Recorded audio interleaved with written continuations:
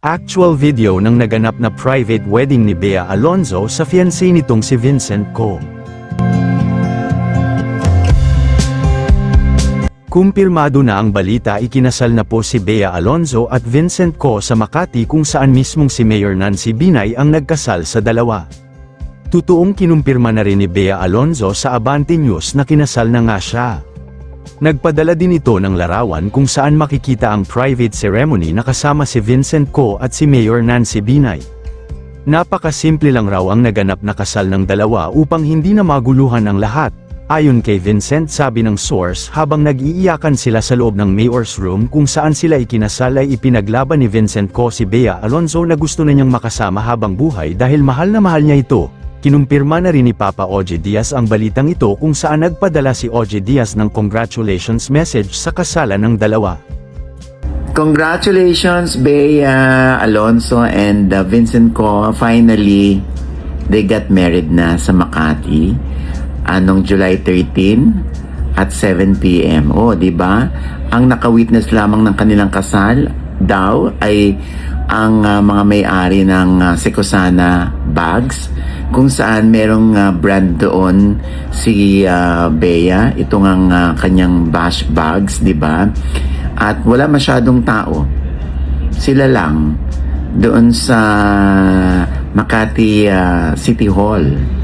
O, di ba? At ayun nga, meron nga nagpadala sa akin ng retrato. Ay, oo nga, confirm nga, sabi ko.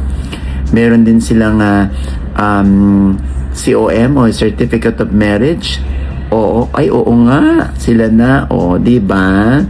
Finally, di ba? Natupad din ang pangarap ni Bea na una makasal dahil syempre pangalawang udlot na ito in case lang, no, if ever, 'di ba? O 'di ba, maganda rin yung tahimik, ano, wala sa side ni Bea nang ialam. At sa side naman ni Vincent Co, syempre ilang taon na rin naman si Vincent. At and I'm sure yung mga agam-agam nila o yung mga tanong nila kung bakit hindi natuloy, eto natuloy na, no? O yung prenup naman na issue, hindi naman na issue yun sa dalawa. Oo, yes, merong prenup daw, ha? At nandito nga raw si Attorney Lorna Kapunan ang siyang sa side ni Bea. Pero Diyos ko, napakaliit na bagay para sa prenup, kasi kay Bea walang issue kay Bea yan dahil si Bea naman ay may pera. Oo. Yung syempre ibang marites lang na parang kino-question na mas mayaman yung lalaki kaysa babae. Dahil pagdating naman sa puso, wala yan. Oo. Pagdating naman sa pag-ibig, hindi yan question. Hindi issue yung pera o hindi issue kung gaano kayaman si lalaki sa babae. Hindi.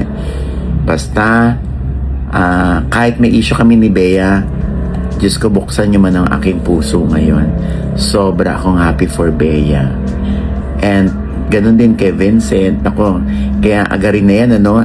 Ang next naman na topic dyan, kailan naman natin mababalita ang pregi na si Bea.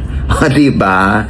Kakatuwa. Kaya Bea, Vincent, congratulations and best wishes. Tuloy-tuloy lang yan, ha? Oo. Focus lang tayo sa ating marriage at wala nang pakialam dapat ang ibang tao dyan. So, I am so happy for you.